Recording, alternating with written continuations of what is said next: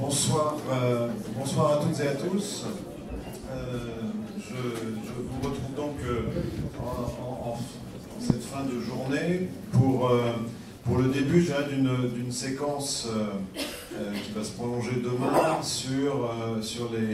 qui illustre les partenariats que l'agence et le réseau de l'enseignement français à l'étranger instaurent, initient en matière sportive. Alors on commence par un sport qui est plus mental et intellectuel que physique, qui est les échecs, mais qui est un vrai sport, comme vous le savez. Et puis demain, dans le prolongement de cette signature d'aujourd'hui, nous signerons une convention avec l'UCEP, qui, comme vous le savez, s'occupe du sport dans le premier degré, et puis ensuite avec le comité d'organisation des Jeux Olympiques de 2024, sur le programme très important Horizon 2024. Mais enfin, je suis très content ce soir que nous commencions avec les échecs, en saluant le président de la Fédération française d'échecs, que je remercie de sa présence.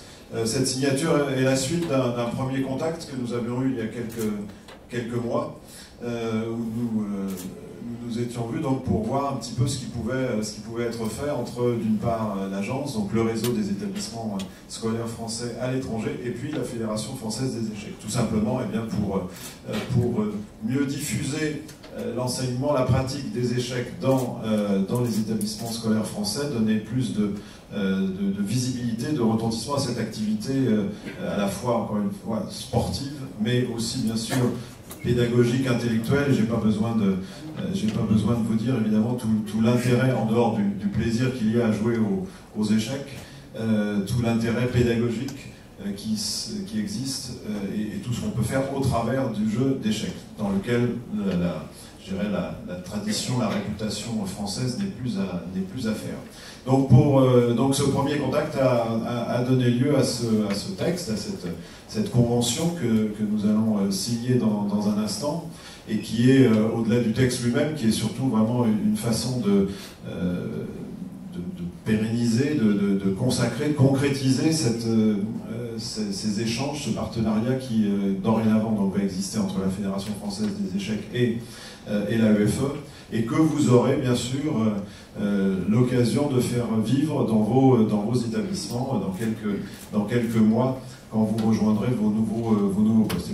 Peut-être pour ceux qui sont déjà actuellement en fonction, dans les quelques semaines qui vous resteront d'ici votre départ pour lancer les choses, pour que vos successeurs respectifs puissent continuer le travail à la rentrée. Il s'agit évidemment de faire connaître tout ce qui se passe dans le monde des échecs, dans les établissements, de promouvoir la pratique des échecs dans les établissements, et voir évidemment toutes les connexions qui peuvent exister entre la pratique des échecs, ce que ça représente, comme je le disais, sur le plan ludique aussi, bien sûr, mais aussi sur le plan pédagogique, en relation avec les mathématiques, mais d'autres disciplines aussi. Et donc, suite à cette convention, dont nous allons évidemment faire la promotion au sein du réseau, eh bien, j'espère que la pratique, selon des formes qui seront à définir, avec des associations sportives, une activité échec au sein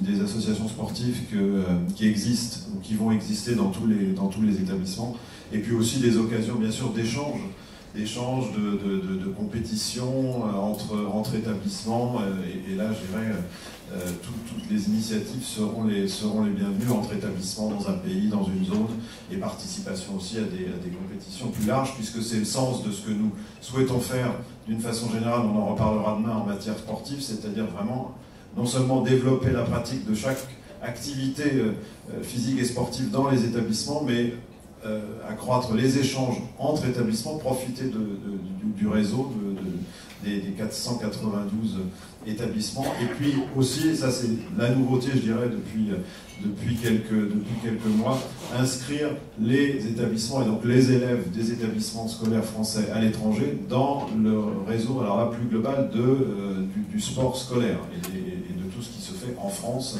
et de permettre comme ça à des élèves de lycée français de participer à des compétitions. Alors il y a l'aspect compétition, mais c'est bien sûr avant tout de participer à des rencontres internationales avec d'autres élèves, d'autres jeunes, de lycées français de l'étranger, mais aussi de France, et aussi d'autres pays de systèmes scolaires étrangers. Ça a commencé il y a quelques semaines avec les championnats du monde scolaire de cross-country, qui ont eu lieu à Paris et auxquels ont participé pour la première fois des délégations qui venaient de lycées français à l'étranger. Voilà, donc je n'en dirai pas plus, mais je compte sur vous. Je suis sûr que parmi vous, il y a des amateurs et des joueurs d'échecs.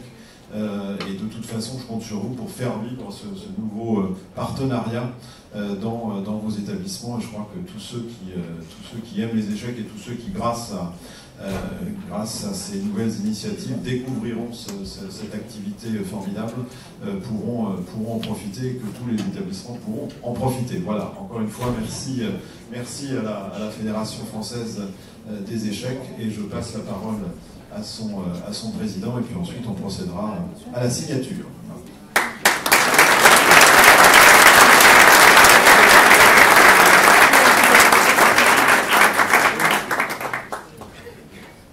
Monsieur le directeur, mesdames et messieurs, on est très honorés, la Fédération française des échecs, de pouvoir signer aujourd'hui ce partenariat, qui est le 5e d'une liste qui a été engagée le 1er février 2017 avec l'Éducation nationale, le 5 mai 2017 avec l'UNSS. Ensuite, nous avons signé avec l'UCEP le 18 janvier 2018, avec la DPJJ, Direction de la protection judiciaire de la jeunesse. On est très fort en France pour utiliser des... Et donc le 14 avril, et aujourd'hui, c'est la 5e convention que nous signons, parce que nous souhaitons aussi ouvrir la Fédération française des échecs, le jeu d'échecs, qui est universel, qui est une langue universelle, qui est aussi un réseau unique au monde. J'ai bien vu ce que vous disiez sur votre slogan. Et donc on va pouvoir, c'est vrai, développer un partenariat qui aura du sens. La Fédération française des échecs, c'est quoi aujourd'hui? C'est 60 000 membres, vous l'avez devant vous. Mais sur les 60 000 membres, il y en a 40 000 qui ont moins de 20 ans. Ça veut dire que c'est une fédération jeune. Mes cheveux blancs n'en attestent pas. Mais c'est vrai que vous avez énormément de très très jeunes qui démarrent aujourd'hui à 4-5 ans. Et c'est le seul sport, discipline, qui peut être pratiqué de l'âge de 4 à 99 ans. C'est-à-dire que vous pouvez voir des jeunes, des moins jeunes. C'est un sport intergénérationnel qui permet de communiquer.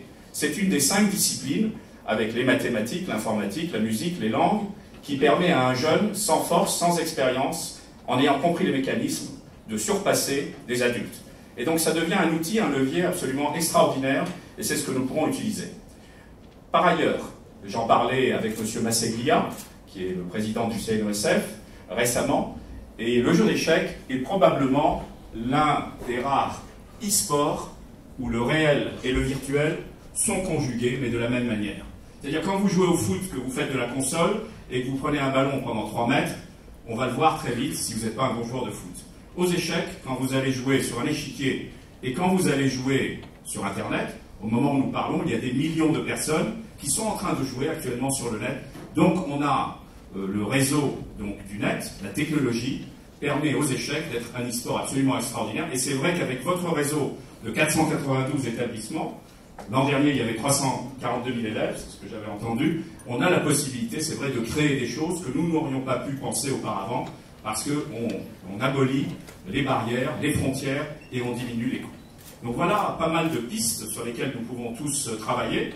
Il n'est pas impossible d'ailleurs que nous puissions créer peut-être un grand championnat sur le net qui unisse, c'est vrai, l'AEFE avec l'AFFE dans le système scolaire. On peut le faire sur le primaire, ça marche très fort. Et c'est vrai qu'aujourd'hui, le jeu d'échecs, à travers le réseau numérique, permet par exemple à un grand joueur, que ce soit un Karpov, Kasparov, parce que ceux-là vous les connaissez, ou un Carlsen qui est le nouveau champion du monde, de pouvoir jouer avec les 342 000 élèves, s'ils le souhaitaient, avec eux à un instant T. Il n'y a pas beaucoup d'autres disciplines qui le permettent. Un Zidane ou un Ronaldo ne pourra pas le faire de la même manière. Donc voilà la puissance du jeu d'échecs qui vient de la nuit des temps, qui a 1500 ans, et qui aujourd'hui, avec la force du net, des réseaux sociaux, a une puissance absolument phénoménale, et c'est un outil extraordinaire, comme le disait M. Bouchard, c'est-à-dire qu'aujourd'hui, en termes pédagogiques, y compris notre ministre, Jean-Michel Blanquer, a fait une vidéo récemment en soutenant l'action de la Fédération française des échecs et en disant qu'il serait bien que les jeux d'échecs entrent à l'école, parce qu'il y a ce côté ludique, il y a beaucoup de choses qui se passent chez les enfants à un très jeune âge et qui vont être utiles pour tous les acquis qu'ils devront avoir par la suite pour avancer dans la vie. Voilà les quelques mots que je pouvais dire peut-être à propos du jeu d'échecs et de la relation que nous allons avoir, j'espère qu'il sera extrêmement fructueuse avec l'AEFE. N'hésitez pas, envoyez des propositions, dites-nous ce que vous souhaitez.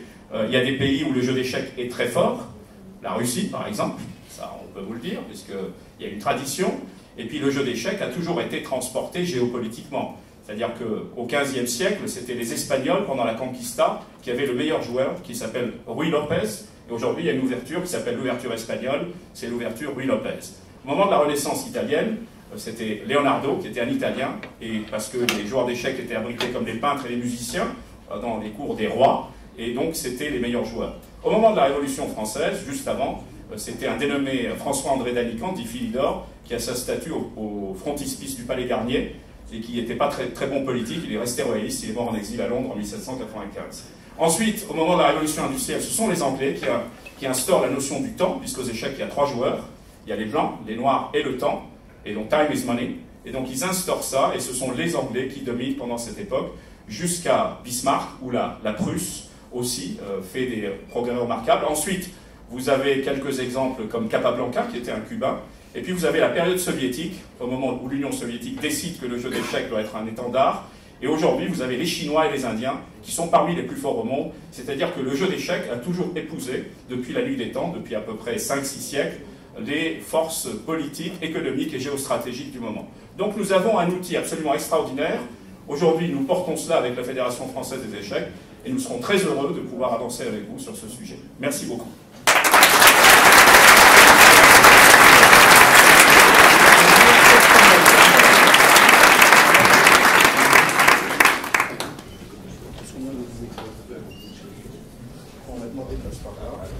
Voilà, c'est ce que vous avez demandé.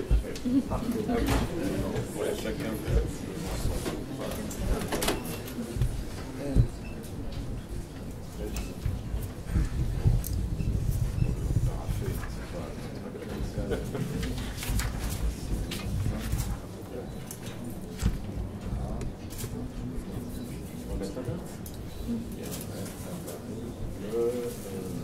Le 16.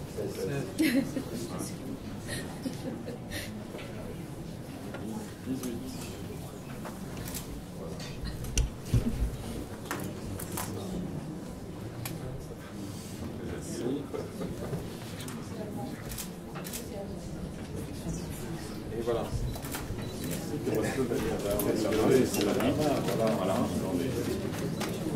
D'accord, on prend le... D'accord.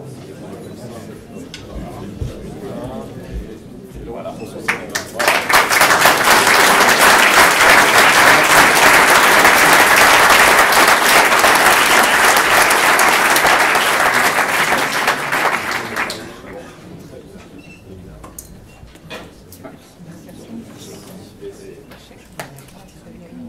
Oui.